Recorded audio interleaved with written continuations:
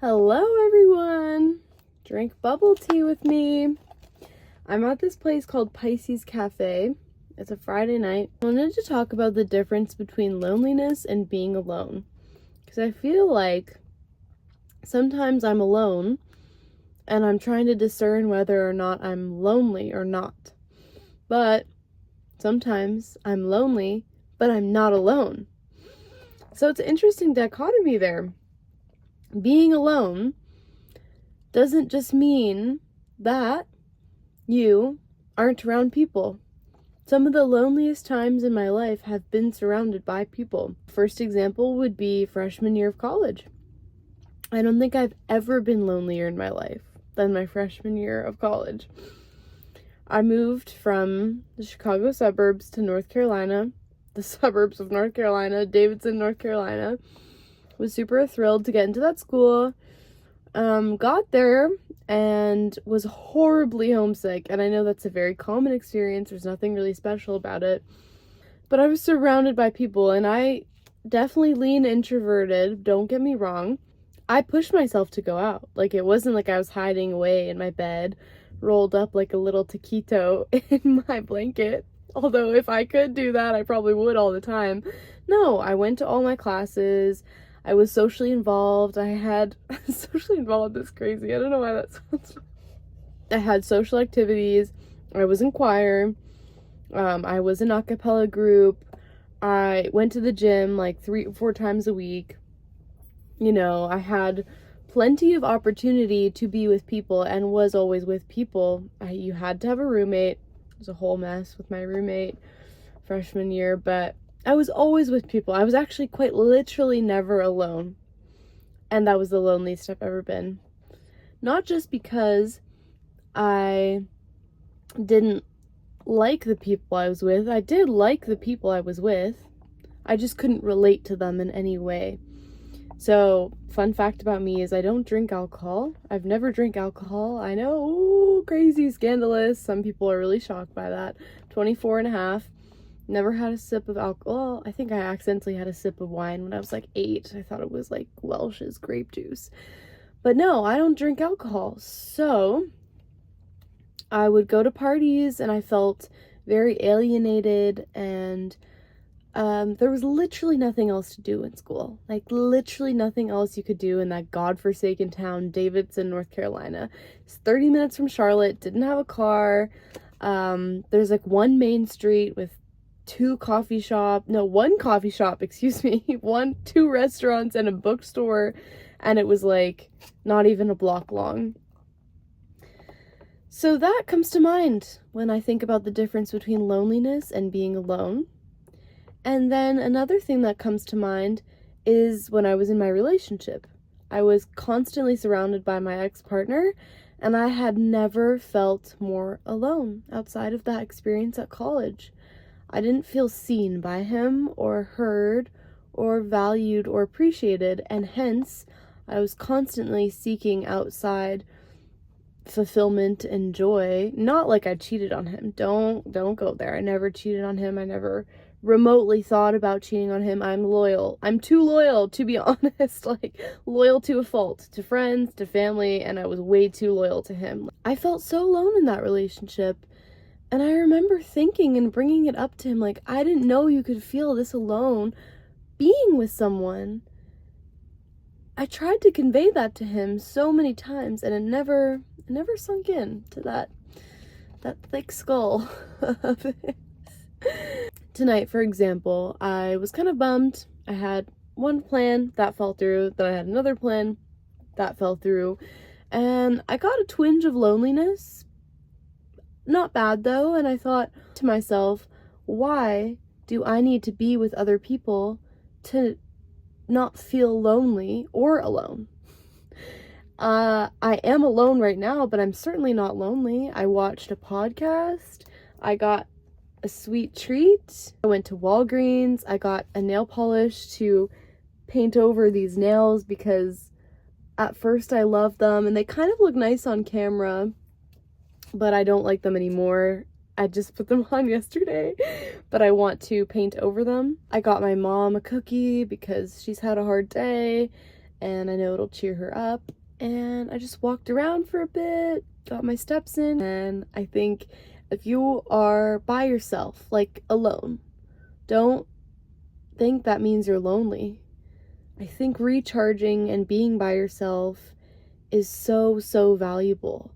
And I keep telling people and myself, like reminding myself and others how introverted I am, because it's a new realization for me. I'm a very bubbly introvert. And the only way I can really describe that is like when I'm around people that I love, I'm like a butterfly. I'm super happy. I'm like flying through the air. I'm entertaining them. I'm entertaining myself. Like it's just a great time. But it still drains me. So that makes me an introvert. It took me a long time to accept that I was introverted because I so deeply enjoy being with select people. I joke that I have like a handful of hand-picked human beings that I choose and I put them in my little hidey hole and they're like my people. That sounds kind of funny. That's a weird analogy, but do you know what I mean? Like I have probably 10 people in my life that I really love being around. Sounds so little. Okay, maybe like 10 to 15, okay? That I just love being around and I can truly be myself and it's a glorious thing. I don't feel drained by them. But any sort of mindless chit chat, get to know you, if I'm getting to know someone that I don't instantaneously click with and we take off running from the ground and we get into this super deep, like philosophical conversation, like I don't know. I find it so draining to make small talk, and I know I'm not the only one, and that's not really an introverted thing necessarily, but I'm very introverted, and I'm just now realizing that I need to protect my energy more, and I need to do things like this. Like, yes, it's a Friday night. Yes, I'm a single 24-year-old woman. Doesn't mean that I need to see people. Like, there are other people I could call, and I was debating it, like, should I go here with this person? Should I go there? Should I do that? And I was like, no, I can have myself a night. I can have myself a bubble tea. I can go find these small joys in life and do things that I want to do. I feel like I'm truly coming back to myself for the first time, maybe ever. I'm listening to the little voice in my head that isn't constantly trying to cater to other people or watch other people anticipate their needs, step in and fill those needs, or ask what those needs are. Like, I'm putting a stop to such an external focus on others, and I'm truly, for the first time in my life, deciding what is going to make me happy and doing it and executing it. Because it's one thing to think about it, and it's another thing to go buy yourself boba. Go pick up that new book that's been on your reading list. Go paint over your janky ass fake nails because you think they look horrible. Like, life is about the small things. And I'm a big advocate for finding pleasure and joy in life. I truly do not believe that God put us on this earth to suffer.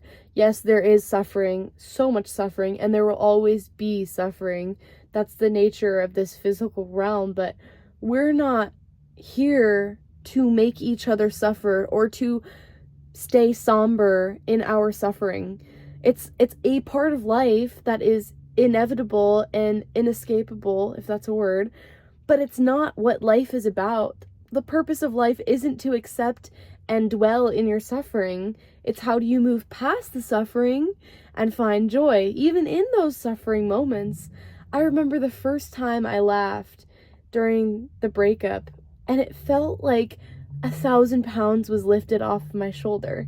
And it was a very brief moment. I don't even know what made me laugh, but the feeling of my whole body shaking, and like, you know, when you smile and like your ears lift up a bit when you're really smiling, not when you're trying to like be friendly or be polite or you don't really want to smile. Like when you truly want to smile or something makes you chuckle, your ears lift up slightly and you get a little twinkle in your eye and your whole demeanor feels light and airy and beautiful.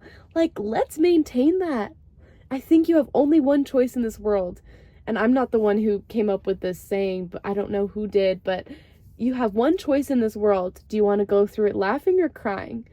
I certainly want to go through it laughing. Like, I've cried a lot of tears. Some of them weren't necessary, I'm sure.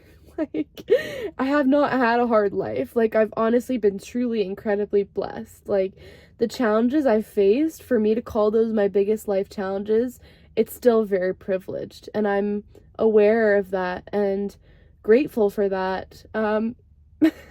Definitely don't want to take advantage of that and help people who have had it worse than me, because I think there's always someone that has it worse than you, unfortunately. But anyways, that's a side tangent. I hope that you like this video and that, cheers, I mean, it looks gross, but I promise you, it's so, so delicious. I hope you are inspired to do something that brings you joy, that brings you a moment of happiness, and do it just for yourself, for nobody else. I think the way that you start to trust yourself and learn to follow your intuition is by doing these little things, following your desires. Doesn't mean to ignore everyone else and put everyone else below you. It just means that you have the self-awareness to understand the more you take care of yourself, the better you can take care of others. So, Friday night bubble tea thoughts. I hope you all have a lovely weekend. Do something for yourself this weekend. Be a little selfish. And I love you. I'll see you in the next video. Bye.